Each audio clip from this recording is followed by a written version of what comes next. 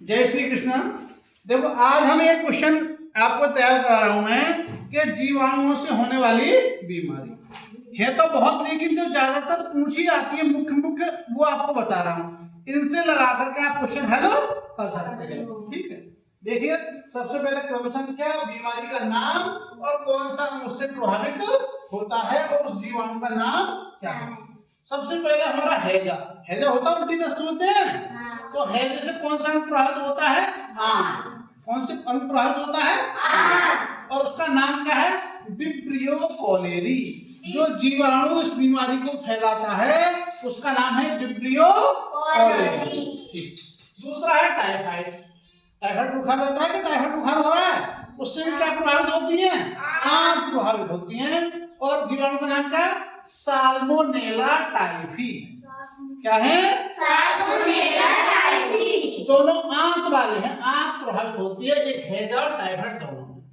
इसके बाद क्षय रोग, टीबी जो हो जाती है, उससे क्या फेफड़े प्रभावित होते हैं और उसका नाम है माइकोबैक्टीरियम ट्यूबरक्लोसिस। क्या है, माइकोबैक्टीरियम ट्यूबरक्लोसिस। तो ये पूछेगा कि बताओ टीबी रोग किसके कारण होती है, माइकोबैक्टीरियम ट्यूबरक्लोसिस। टीबी से कौन सा अंग प्रभावित होता है, फेफड़ा।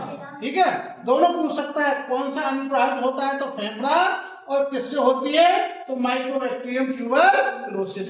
ये भी कह सकता है टीबी किससे होती है, कवक से होती है, जीवाणु से होती है, वायरस से होती है, ऐसे। तो ये क्या है हमारा जीवाणु। आगे हमारा निमोनिया, निमोनिया किससे होता है, फेफड़े प्रभावित होते हैं। बच्चों को निमोनिया हो जाती है ना, सांस चलने लगती है जल्दी जल्दी, तो निमोनिया। इसके अंदर डिप्लोकोकस न्यूमोनी, किससे होता है, डिप्लोकोकस न्यूमोनी। टिटनिस, टिटनिस होता है, टिटनिस में तंत्र का तंत्र जो हमारा पूरा नर्वस सिस्टम है पूरा प्रभावित होता है, और इसका है क्लॉस्ट्रीडियम टिटेनी। क्या है, जीवाणु का नाम क्या है, क्लॉस्ट्रीडियम टिटेनी। हाँ, क्लॉस्ट्रीडियम टिटेनी। और इसके बाद है कोड़, कोड़ जो होता है समय समय दाग हो जाते हैं, वो भी तंत्र का तंत्र प्रभावित होता है, उसी से हमारा कोड़ होता है, और नाम है उसका माइकोबैक्टीरियम लेप्री। क्या है, माइकोबैक्टीरियम लेप्री।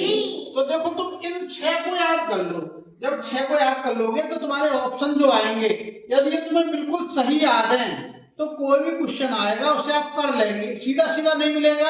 कोई अलग से पूछा तो इनमें से इनके नाम तुम्हें याद होंगे तो कह दोगे इससे तो वो होता है, इससे वो होता है, जो बचेगा वो उसका आंसर हो जाएगा।